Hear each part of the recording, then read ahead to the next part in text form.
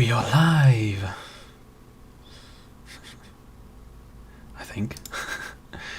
Let's organize things around a little bit.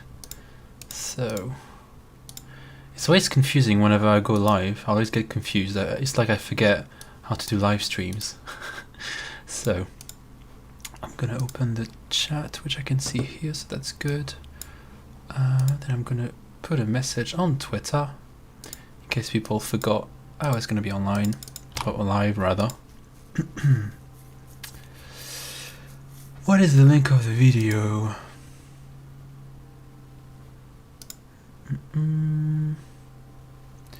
What's the link? I'm always so clueless about live streaming whenever I do it, even though I've done it quite a few times before. Here it is.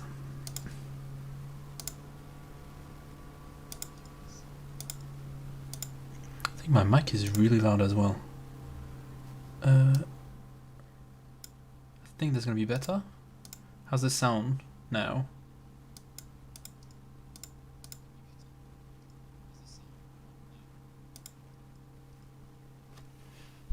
Okay. Sorry guys, I'm trying to organize everything, making sure the live is smooth. I think it is. I'm just going to share the link on Twitter. Then we can sort of chat. In the meantime, say hi in the chat. Hey everyone. I am now live. I think I'm going to do for about an hour or something, because I've got lots to do today, but I still wanted to take some time to do a live stream. Where is it? Hi Dum Dum. Hi Trustfest. How are you? Hi, how are you? Sorry, wow, that was hard to read for some reason. Greetings from Morocco. Hey, wow, Morocco. Sounds very exotic to me, considering I'm in the UK and nothing is exotic here. I've never been to Morocco before, but I'd like to at some point. My mum goes every year. She likes to go on holiday there. Oh no, I lost my YouTube window. No, it is here. I can see the chat this way. Okay. How are you guys doing? How's your, I was gonna say Sunday. How's your Saturday been?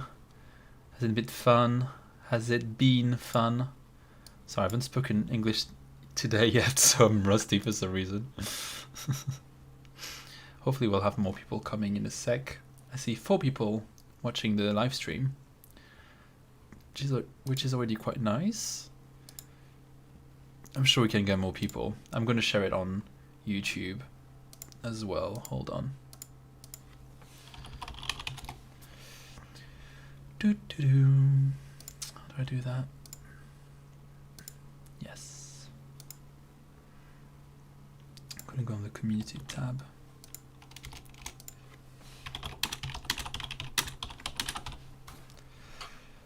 And published. So I think I'm gonna aim for about an hour, maybe less. You know, if not many people turn up, then I guess I can end it earlier. But I think an hour sounds good. We can just chat, chill. And for some reason I can tell my voice, I'm losing my voice a bit. Where's my water? 1 second, I'm gonna get my water bottle because I need to drink lots. Otherwise I'm gonna lose my voice. It should be here.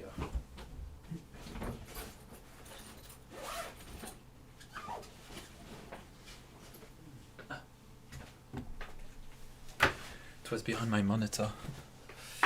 I've got it here. I don't actually need earphones, do I? I don't think I do. I'm going to lose the earphones. So, 8 people online. Wow. Say hi. Announce yourself. Who are you? Where'd you come from? I'm literally losing my voice now. That's so weird. I've been singing all morning, and I've been singing really high, so I think I strained my voice a bit.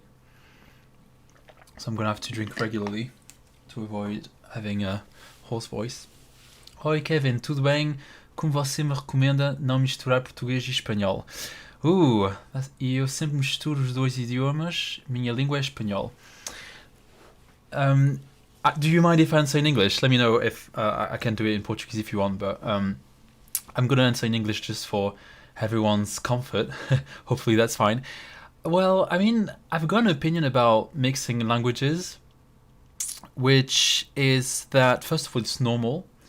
And I don't really recommend people to sort of focus too much on not mixing up languages because, as I said, it's absolutely normal, and everyone mixes languages up. Like, my native languages are French and Portuguese, and occasionally I will mix them up. I mean, rarely, but still.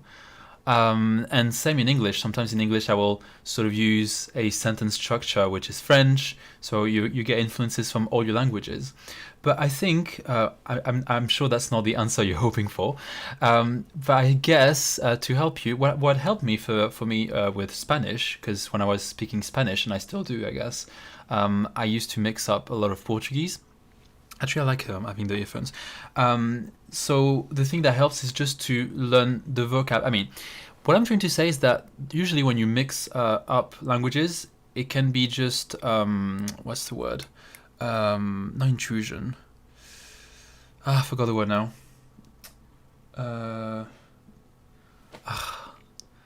Influence. Let's go with influence. It's not the word, but that makes sense. So it's influence from other languages. So there's, to some extent, you can't control mixing languages.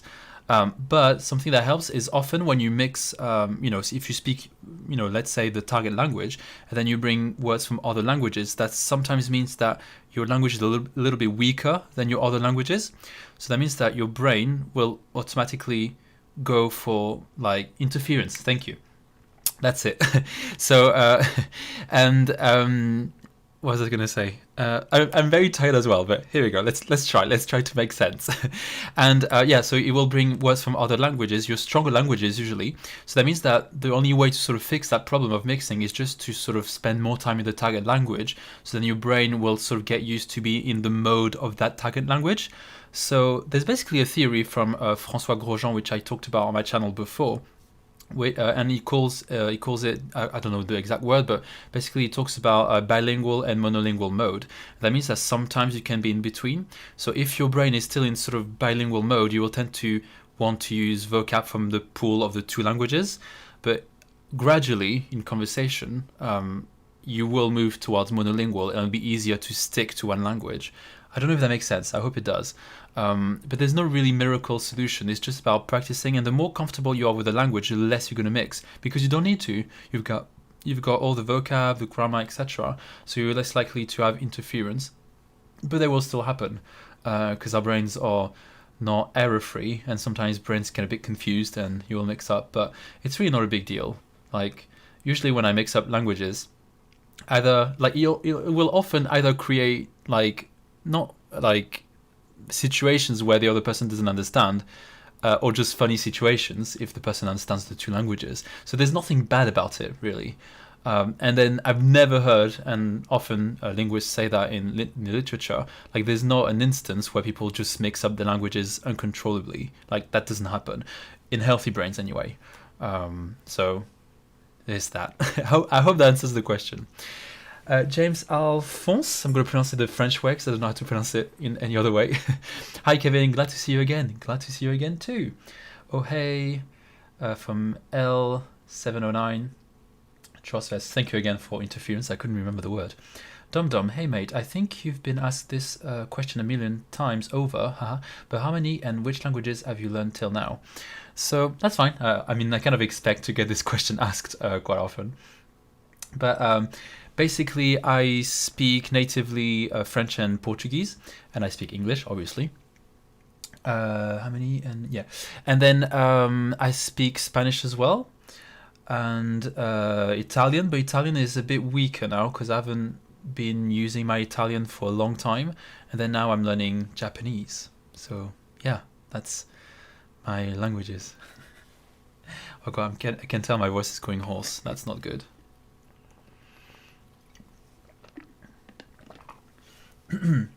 So how's your I keep thinking it's Sunday. How's your Saturday been so far? Hopefully good. I myself haven't done so much. I kind of just did a bit of house chores, shopping. Got myself some pain au raisin, because that's the French man in me wanting to have some French pastries. And yeah, that's pretty much it. And then later today I've got my Japanese lesson, so that's why I'm not going to make the live stream too long, because I want to have time to sort of get in Japanese mode and do a bit of revision and rest a bit, because I'm a little bit tired. But yeah, I've got my lesson at 6, so it's in about 3 hours and 15 minutes, so it's not too bad. But yeah. Great, says James Alphonse. So normally for these live streams I don't have a plan in mind. I just kind of go with the flow, like whatever you guys want to talk about. It can be languages, it can not be languages, depending on the topic. Although I would prefer avoiding political topics, not because I want to be PC, but because I don't know much about politics anyway. I'm not the best person to talk about politics, but I like talking about different topics. Have you picked up any German? No, I haven't. I don't have any plans on learning German at the moment. Okay, the true story is, I grew up, especially in France, we grew up thinking that German is an ugly language, sorry. And I don't believe it's an ugly language. Like, I listen to it and I kind of like it, but I think that's definitely sort of kept me from learning it before. As for why I'm not learning it now, it's just a matter of time, to be honest. I'm just happy to focus on Japanese, and yeah, and I feel like I don't, you know, it's not like I should, but I want to sort of maintain the languages that I have. So eventually I would like to really kind of go back to Spanish a bit more, even though I can still sort of speak it, but Italian as well, I would like to go back to it. Yeah, so there's so much time we have in a given day to learn languages, so you have to use it, you know, carefully. Do you think you'll pick up another language after Japanese? Hey, Tom. Yes. Now, which language? I don't think it will be Chinese. A lot of people tell me like, oh, if you learn Japanese, then, you know, the next logical language to learn is Chinese. But I don't think I will learn Chinese. Not ever, but like not now anyway. But I would like to learn an African language. I have a friend who, she's French, but her parents are from Congo. The Democratic Republic of Congo, and she speaks Lingala, and that's one language I'd like to learn. Yeah, it just sounds very interesting, and I feel like so far I've learned mostly Latin-based languages, and English obviously is Germanic, but you know it's kind of close. I mean, it's not the same language family, but it's pretty close to some extent anyway. And with Japanese, I wanted to do something a little bit different, so I was going for an Asian language, and I feel like now it could be nice to, after Japanese, after I whenever I feel I'm ready to do it, to learn an African language. That would be quite fun. It could be interesting to document it, because I reckon that learning an African language, especially, I mean, not all, but a lot of them are going to be sort of like under documented, not just documented, but like there's not going to be lots of resources for it. So I reckon that could be interesting to see how I would go about it, essentially, because for Lingala I don't think there will be a good textbook, so we'll see. That could be fun. Oh yeah, it sound pretty grey at times. What, German sounds grey? How do you mean? I kind of like it. I mean, I like the sound of German. I like the sound of all languages. Like, I feel like I've managed to, because the reason why that's my opinion anyway, but I think the reason why people find some languages ugly is not because languages are, some languages are ugly and others are pretty. I think it's all about language attitudes and how you sort of act, or sort of the attitudes you have towards languages. So like, typically, as I said, in France, a lot of people kind of not push, but like they always say like, oh, German is ugly or Arabic is ugly or whatever. But it's just something you learn to hate. Like, it's not something that you just naturally hate or or dislike, I guess. But yeah, I don't know where I was going with this, but anyway, I think all languages sound great. That's my point. Trustfest, what was the process like of making a choice for the topic of your MA research? Did you have interest in other topics, and do you wish you chose a different topic? Interesting question. So a lot of people under my MA video ask me, can you give me a research topic? Which, first of all, I'm definitely not qualified to do that. But even if I were, I don't think it's a good strategy to do that, because well, you want to find a topic which really you connect with and you find interesting, because when you do a dissertation, you're going to spend a lot of time researching that topic. So if it's just something you chose because someone told you that it's a good topic, you're not going to be really passionate. And even if you're motivated by your topic, you won't always feel passionate about it. So, that's one thing. I'm still online, right? Can you still see me? Yep, just checking. So it's important to find a topic that you like. Now, in terms of how to find your topic, I like my dissertation tutor, the best advice she's ever given me was to just read about things. Like, it depends on what your starting point is. So if you have literally no idea of like what subfield of linguistics you want to go with, then one thing to do could be to read introductory courses or like textbooks to the field, essentially. So phonology, historical linguistics, social linguistics, etc. And then read and see what interests you. But if you kind of know a little bit the subfield you want to go with, which was the case for me, I knew I wanted to do something about bilingualism, but I wasn't so sure why. But I had sort of code switching in mind, and I just read about the topic, and then I found a research paper which was between Norwegian and English, I believe, or was it Spanish? No, Norwegian and English, and it was comparing the two languages. Anyway, I'm going to skip the details, but I just inspired myself from a research paper, which I linked, I think, in the description box of the video I did on my MA dissertation. Hope that answers your question. And do you wish you chose a different topic? Well, actually, kind of, but I wouldn't have known back then. But recently, I've been more interested in linguistic discrimination, and I think it would have been interesting for me to research something about linguistic discrimination. I'm not sure what exactly. I would have to do a bit of research, but that would have been interesting for sure. I find this topic absolutely fascinating. That's why I talk about linguistic discrimination all the time now. Because obviously and I think it's misunderstood, like linguistic discrimination, because people I'm not talking about extreme people that are racist anyway. Like, obviously these people are gonna not gonna engage in it. But a lot of people say like, oh, it's not a way of addressing racism or whatever, or other discriminations in general. But actually it is, because it's not the only one. There's many, but I said I would not go political. But anyway, but it's one of many, because how do we? We communicate through language, and when we communicate ideas. We sort of express our values, who we are as a person, and language is everywhere. It's everywhere in society. Like, I would almost say there's no civilization without language, really. So if the society has sort of sexist or racist undertones, then there's going to be things to research in terms of language, if that makes sense. Again, I'm not a specialist of this topic, but that's my take on it for now, and that could change, but that's how I think about it. Dum Japanese will help you watch a lot of content though. Yeah, I need to watch more content. I did it a lot when I did the 40-hour challenge. What was it? 7 days, 40-hour language challenge, and that was great to do a lot of immersion, and that helped me a lot. So I'm definitely gonna have to find time to do that. But I kind of feel like I've been through most of the stuff I want to watch on Netflix. And I like Netflix because I have the language learning Netflix on Netflix for language learning or something, and you have the 2 subtitles, and I really like that. And I think that's only on Netflix that you can do that. So yeah, I guess.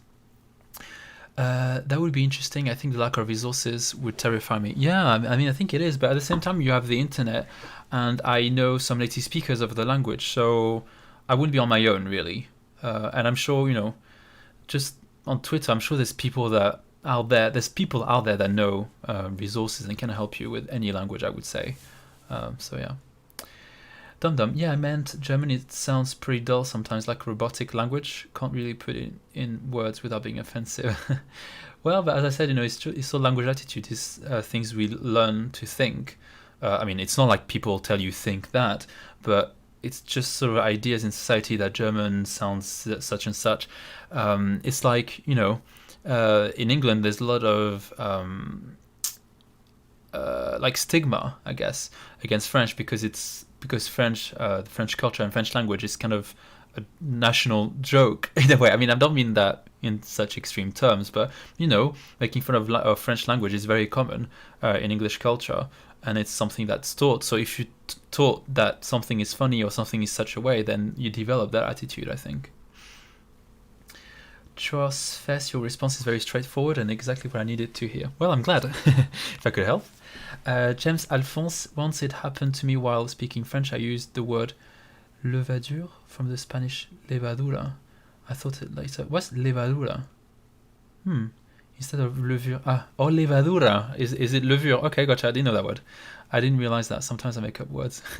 But that's so funny when this happens. Like, yeah. I've got lots of stories of mixing languages from when I was a kid. Like, a typical one was the difference between constipé in French and constipado or constipado in Spanish, or Portuguese versions in Spanish, which are false friends. Dum dum. Yeah, LMAO, your example about French in the UK is very accurate. Yeah, it is accurate. Like, and as much as I hate it, it's part of the culture, fortunately. I mean, I don't know. I don't mean to be so like, not apologetic, but accepting of it, because I don't think it's okay. But I can deal with it. It's not, it's not the worst, I guess. My voice is gonna go, I think. Oh, I've got a Japanese lesson. That's gonna be fun if I lose my voice. I wanted to say something. Yeah, I want to say something about French in the UK. Well, I guess it's just like sometimes I get a bit fed up by people, making jokes about the French language, because I think it's quite discriminatory and xenophobic. And I know, like, people think, oh, it's a joke and stuff, but it's not really funny. I don't find it funny. Like, it depends. If it's someone I know quite well and we have that banter, then yes. But when it's just someone I don't really know, it's just like annoying. Because, I don't know if people realize it, but you have to imagine that whatever joke you do to a group of people, they've heard it before, and like they're tired of it. Like, your joke is not original. So that's kind of like my take on it. So yeah, do you guys have any questions? Anything you'd like to discuss?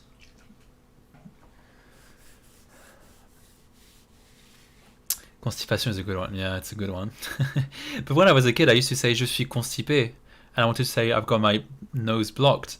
But people were just very confused. They were like, good. All right. Whatever. But I was like 6, so maybe they thought I really was constipated, I guess. But so it really is a classic mistake. But I wonder what other words are used to mix up. Oh yeah, it's more, I mean, it's kind of like what I was talking about earlier, like the weaker language gets interference from the stronger language, and in my case, French is my strongest language and Portuguese is weaker. And it's more like words that I really thought were Portuguese, but when said in Portuguese, people were like, what are you talking about? So for example, in French we say la poubelle, so the bin. And then I used to say a poubelle, because that's how my parents speak, like when you mix languages, you kind of create new words, you create your own language, really. So that's why, like, bilinguals, if they could switch or whatever, and then you don't speak one of the languages, then you can get really confused because they will sort of create a new mishmash of language. Anyway, so my family was like, what do you mean? And eventually they understand what I mean, because they just learn these new words essentially, which don't exist natively in Portuguese. But It's quite funny. And there's probably lots of examples. My dad always cracks me up because French is not his native language. So when he speaks French, sometimes he says funny stuff. I don't have any examples, but I don't know. It's just like, it's not hilarious stuff, but it's just because I know him, it's kind of cute, I feel. Dum Dum, I really want to hit that C2 in German. I think I'm like B1 plus. I've been learning for about 6 months. Wow, that's really good. In 6 months, B1. Can't decide which language to learn after that. Any advice? This one, a lot of people make videos about it, but I don't think it's a question that anyone can answer but you. I guess my latest video, the one that I did about things that I learned about being a polyglot, might help you, because I talk about finding good reasons to learn a language. But I think ultimately it just comes down to whatever you think is a good reason. And you can get inspiration from other people. Like, I'm not saying the contrary, but people can't really tell you what to do. Also, I don't even know you. Do you see what I mean? Like, I don't know your interests. I don't know what you're gonna do, like where you're gonna live in the next few years. Like, but it really depends. You can think of it as, do I want to learn a language for work? So maybe if you want to move to Japan, for example, then you can think maybe it would be nice to learn Japanese, to live in Japan and be able to sort of navigate in the society essentially. Or it could be that you want to travel in a place and you're going to travel there regularly, so learning the language of that country can be useful. So it really depends. It's quite a hard question to answer, I think, but I hope that gives you some pointers. Erikov-sak, hello from Korea. Woo, Korea, nice. I was curious if reading makes up any part of your current routine for learning Japanese, or if you have goals for reading ability in Japanese. Good question. So, me and reading, we have history. So when I was a kid, I used to really like reading. I could read like from sun up to sundown, like constantly read. And then because of technology, I kind of lost the habit of reading. I still read quite a bit of English, but I don't read English so much. I tend to just speak it. I mean, I guess you read because, online and stuff, but I don't read books. That's what I mean. As for Japanese, I would like to read more, but because I do have graded readers, which I often talk about on my channel. But I would like to do a bit more reading for sure.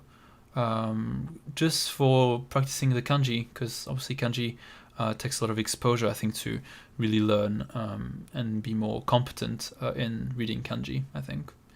I hope that answers your question. James Alphonse, definitely, I can relate to that. Junior Almeida, are you thinking of taking the JLPT N4? Good question. I don't think I will take any JLPT for now. Maybe. I don't know. I don't know. I could take the N4, maybe, just for the challenge, but I don't feel the need to do it, if that makes sense. So I might take it if one day I feel like, I'm going to do an exam in Japanese, but I don't really feel the need to do it. But at the same time, because my long-term goal is to really get proficient in Japanese, then it could be interesting to have an exam and just put it on my CV for job purposes, maybe. I don't know. But I would definitely want to practice JLPT exams, even if I don't take the exam, because the exams, I think, they're full of flaws. Like, there's many flaws about exams, but I like that they give you a bit of structure and something to focus on, I think. Dum, yeah, I understand your point about personal reasons, but like Chinese is the logical next chapter after Japanese. What's, in your opinion, the best language to learn after German? Well, I don't know if I agree about the logical next chapter. I mean, I guess what you mean by logical is just like it's similar language, therefore it's easier or whatever. But I don't think that necessarily needs to be your process. Or like, process makes sense. Sometimes I can't find my word. Anyway, but yeah, it doesn't have to be, because if you think about it, I learned, Spanish, French, Portuguese, and Italian in total. The next logical step would be Romanian, maybe, or Catalan or something, but it doesn't have to be. You can just, it doesn't have to become a cycle of learning all the Asian languages. It's not like you're conquering a continent and trying to learn other languages. You can just learn with whatever your intuition tells you. Like, is there a language that's sort of, what's the word? I can think of the phrase in French, that arouses your curiosity, or something, you know, that could be your starting point. For me, Japanese, there was no logical sort of chapter, like step before Japanese. I went from English to English, Spanish, and Italian to Japanese. There was no logical step. So I think it doesn't matter whatever people think might be logical. It only matters what you think, I think. I hope that answers as well. I always try to be clear in my answers. Yeah, same. I don't need to take it, but I feel like it will keep me motivated if I take it. Yeah, it could be motivating. I get that. I think exams are quite motivating because, especially if you pay money, you don't want to fail, so you might as well study hard. And bro, I'm also picking up Japanese on the side, but it's like a side quest in a way. Is that 1,000 kanji behind you useful? Oh. This one, I'm not gonna lie, I haven't really used it yet because I haven't really dug into kanji, but we can have a look together. I bought it a long time ago, like a year and a half, I think. And the reason why I bought it is because it's nice for vocab. I don't know if you'll be able to see it. Let me open it in the middle. But the way it's structured, hopefully you can see, is that obviously it tells you how it's the kanji are drawn, but it gives as well like some mnemonics. Which is good. It gives you some vocabs related to the word, and gives like some tips on how to draw.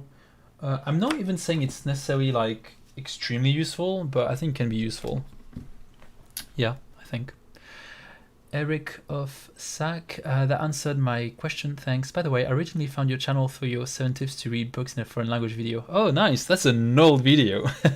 It's like one of the first, maybe my second or third video. I'm glad you weren't put off by the terrible quality and lighting and sound. I mean, sound was okay, but the lighting was terrible. So I'm glad you stuck with it. Samuel B. Where did you go to university? I love your content, by the way. To university, so I did my undergrad in Paris at La Sorbonne Nouvelle, which is also called Paris 3, so Paris 3. And then I went to the UK and I studied for 3 years at Sussex University in Brighton. Did you do école préparatoire? No, I didn't. Nope. I have a lot of friends who did it, and I don't think it would have been for me. I think they're way too intense. And also because after secondary school, I knew I wanted to do English, so there was no reason for me to do, and I wanted to be a teacher, so there was no reason for me to do école préparatoire. I mean, I could have done, but I didn't feel the need, based on my plans for the future.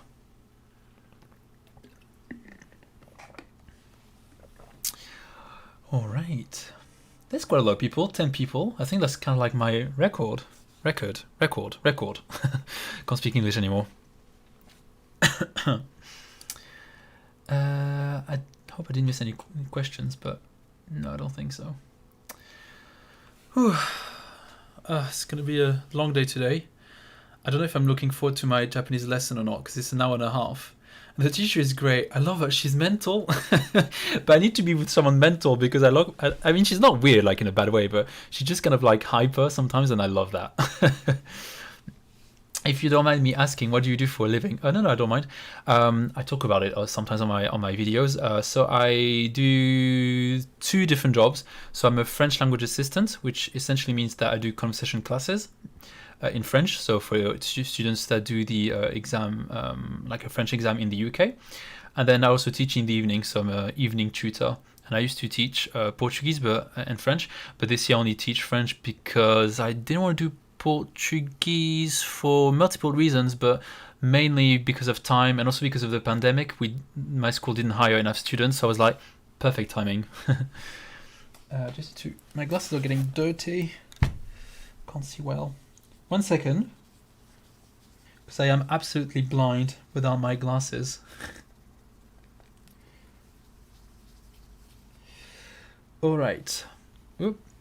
So, Trustfest, what do you think is the impact of English as a lingua franca on the world, like on native languages and human communication? Because in the past, there was no such language that connects the whole world. I think French and Latin were pretty close, but obviously not the same way because the way the world is connected is through technology now. So obviously we didn't have technology at the time.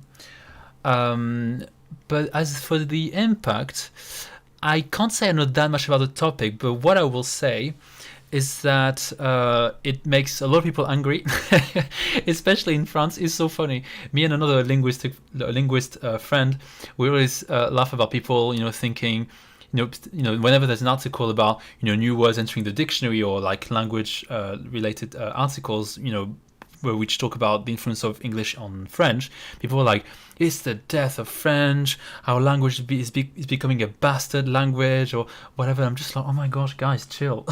Like, language will thrive for the next few centuries for sure. Like, it will not disappear. Like, I don't know why people are so alarmist. I mean, I understand, like, I'm not saying like they're completely, stupid. It's something that's taught in society, especially in French. I can't talk for other cultures, but in French culture, we really value French, but to a very pedantic extreme, which I think is really toxic. But that's another topic. So a lot of people feel very strongly about English entering the French language. But then I always give the example, but like, I don't know. If you think about it, like in English, like lots and lots of French words made it into the English language, and English is fine. Like, actually, it's the lingua franca of the world. So it doesn't matter. Like, I really don't feel that strongly about people, for example, using more English words in French or other languages. And objectively, there's nothing wrong with it. Subjectively, yes, people will feel, strongly about it because I understand, it's your language, it's your culture, it's your identity. You don't want to change your identity, etc. But languages evolve, and I feel like every generation thinks the language is dying. So, like, come on, guys. Like, it just says a lot, I think. James Alphonse, tell me a little bit about your experience learning Italian as a native speaker of French and Portuguese. That was a long time ago. Please do feel free to ask more specific questions. But so I did Italian for 3 years, and I found Italian quite easy. The grammar, the spelling, the pronunciation was easy, I think. So yeah, I would say it was quite easy. It was quite fun as well. I really liked the teacher, and we also that was weird, and I don't know how, but somehow our teacher managed to get us from complete beginners, to after 3 years being able to present a literary text, not like contemporary literature, but like Il Gatto Pardo, which is like classical literature, I think, or like 19th century. And for some reason, we're able to sort of talk about an extract of the text in Italian fully. I'm like, wow. Like, that was impressive. Anyway, I don't know if that's what you wanted to hear. Do you enjoy your job? That's a hard question. I think I enjoy it, but I've been doing it for too long. So there's going to be some changes in my life. I'm not going to talk about it today. I will make a video at some point very soon. But I love my jobs, but I've been doing them for way too long, so they become repetitive, therefore boring. So I still enjoy doing conversation classes. I love working with people learning French or even Portuguese or maybe English in the future. But I feel like I've been doing it for too long, and I need to change in my life. That's all I'm gonna say for now. Por que os franceses defendem tanto que sua língua seja falada? How do you mean? So why do French people defend so much that a language is spoken? By who? I'm speaking in English just for everyone to be able to understand. I missed the question. Sorry. Try me again. Ask me again. Não percebi muito bem. Thanks. Cool to hear. But yeah, I mean, teaching is a great job, but it's hard. And my friend was like, "Oh, you should try to do it online," but I don't know if I want to do that, It's just, I mean, I think it's great if people enjoy it, because like that sounds so much fun to teach online, but I don't think I would be able to do it. First of all, I don't think I want to work on screens like full time. That'd be too much for my eyes. I've got terrible eyes as well. Did you ever consider getting a PhD? Yes, and I considered that I didn't want to do one. I don't think, at the end of my master's, I felt like there was more I could research, but I felt like I was researched out, essentially. I didn't feel like I wanted to research anymore on my topic. That could change. I don't think it will change, but you never know. But I think a PhD is a great commitment. It's 3 or 4 years. Like, that's huge. And yeah, I don't think I would want to be a actual professional linguist. For no reason than just that's not what I feel I should be doing. Thanks again for this cool live session. No worries. It's nice. I haven't done one in a while. I was trying to find the time to do it, and I did it. Dum. So if I wanted to learn a language from you, what are the steps to be taken? A lot of people ask me if I do online lessons, and I don't teach online. I do teach online, but only because of COVID. But I'm school-based, so I don't teach online, I'm afraid. And I don't have any plans to teach a language. However, how much do I want to say?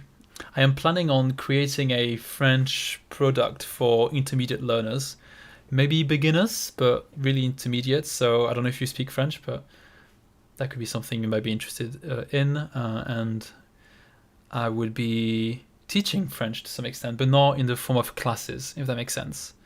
It would be more like basically a podcast that I want to make, but it's not going to be just podcast because everyone does podcasts. Like, you know, I wouldn't be adding any value if I was just doing a podcast, but I want to create a proper, badass podcast for French. But that's going to have to wait a couple of months still before I can dedicate time to do it. Because if I did that, I would have to not do videos on YouTube, and I don't want to do that. I really enjoy putting videos on YouTube. Wow, sounds cool. It does. Like, I'm really excited. As soon as I've got the time, I will do it. What about your podcast? I remember you have an episode 0. Yeah. So that episode that I did was more like not a trial, but I don't know. I was like, okay, I want to do a podcast, but you don't know what it is like until you do it. And I was just like, I'm going to do one. Like, F it. I'm just going to do it. That's just like how it feels, how I sort of do it, if I do it well, if I'm comfortable with the idea of speaking into a mic. And I enjoyed it, and I think people find it interesting. So that podcast is kind of similar, but there's going to be way more that I would do around that. But that would be the basis of my product, would be to do like daily, not vlogs, but daily topics of French culture, anything but in French. But also I'm saying too much, aren't I? But basically the idea, I'm going to say more. I don't think I'm going to keep this live stream online anyway, but the idea is that I want to do a podcast which is not proper French. I'm going to leave proper French at the door. I'm not going to try to speak like perfectly grammatical French. I'm going to try to speak real French, like the French I actually speak with my friends, with my family. Obviously, you know, I'm not going to speak rudely or anything, because I am a fairly rude person when I speak with my friends, not on social media. But I just love swearing anyway. But yeah, I want to do something which is really spontaneous French about everyday topics, because often the things that you find are really like quite carefully edited podcasts, you know, proper speech and whatever. And me, I just want to do a podcast where I hesitate a lot. I use poor grammar sometimes. I mean, I mostly use proper grammar, right? But I'm a native speaker, and therefore I will mess up the grammar sometimes. And I'm really excited about the idea of doing that. And I think people need that kind of content. I think there's people that would be interested in that. I hope. Dum, yeah, thanks for this free live session. Of course, the pleasure is mine. Skywater, hello. Eric of Sac. I don't know why I'm struggling to pass your name. What types of things do professional linguists do outside of academia? Other than one class in college, my exposure to linguistics is pretty limited. Well, the thing about academia is that once you do academia, you kind of stay in academia, I think. I'm exaggerating a bit, but essentially that's it. Like, you know, once you do a PhD, then you stay, you do you stay, you know, become a researcher essentially. Now, in terms of what you can do, I mean, you can do anything that's related with language. Like you can teach, you can do translation, but usually these things require for you to do another course, because just because you're a linguist doesn't make you a teacher. In fact, teachers aren't always linguists. Most teachers are not linguists, despite the preconceived ideas, because I mean, when I say linguist, I mean in the scientific sense, obviously, not in the sense of speaking a language. But even in that sense, then some teachers don't even speak the other languages. If, you know, especially I think English teachers, they often just speak English. But anyway, but yeah, I think that's gonna be my answer. I'm not the best person to ask, because I'm just a teacher, like, basically, so that's all I can really talk about. I don't know that much about other professions. I learned a lot about lodging and your strange landlord. Oh, she was so flipping weird. Oh my god. Sometimes I think about her and I'm just like, what was that? I don't even know how I stayed 3 months or 4 months was it? I can't remember. I think it was 3. I left. No, wait, how long? It was 4 months. Yeah, 4 months, yeah. Oh, she was nuts. I can't remember what I talked about, but she was absolutely crazy. Bless her. Dear. It takes me back. Now I'm in such a better position. I love where I live now. It's a great place.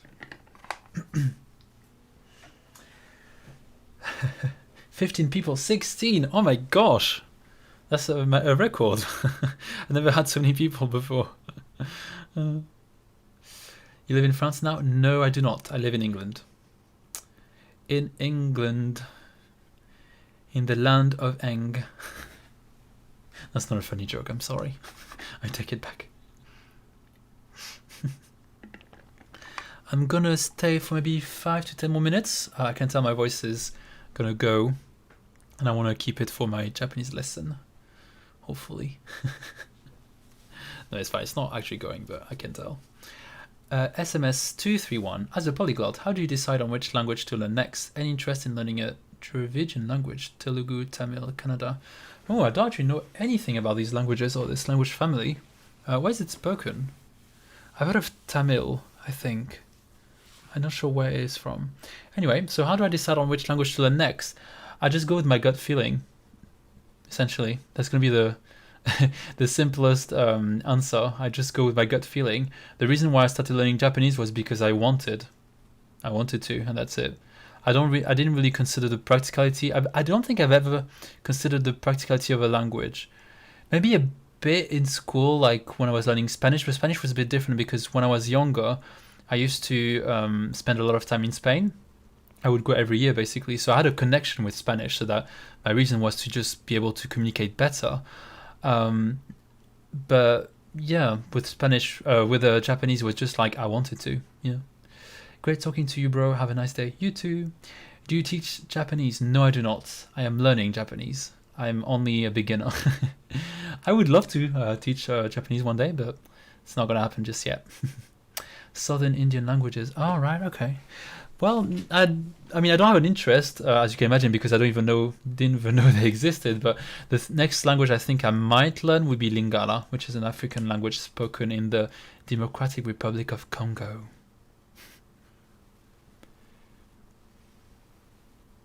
So yeah. Right. Do you guys have any other questions? I'm liking your questions. Very interesting. They make me think about things I never really considered before.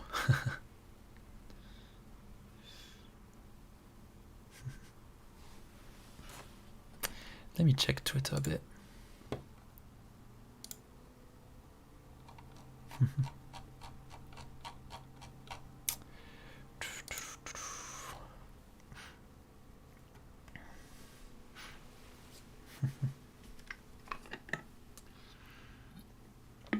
Well, I might stop here then.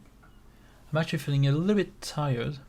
As a Portuguese speaker, can you understand Galician? I don't think I can. I can understand Catalan, but Galician is very different. Isn't Galician like super different from? Isn't it like a bit of a? I don't want to use a loaded word. Like a language that doesn't sound like any other ones around, basically, I think. Tim Mosh, okay, I'll get these last few messages. So, hi, great channel. Why French movies and series rarely have subtitles? I learned my English with series with subtitles, but the French fail me. Well, they do on Netflix. As to why there's no subtitles, I think it's just because, I don't know the reason, but my guess would be that in France, we're quite late in terms of making things accessible to other people. So I'm thinking especially in terms of people that are deaf.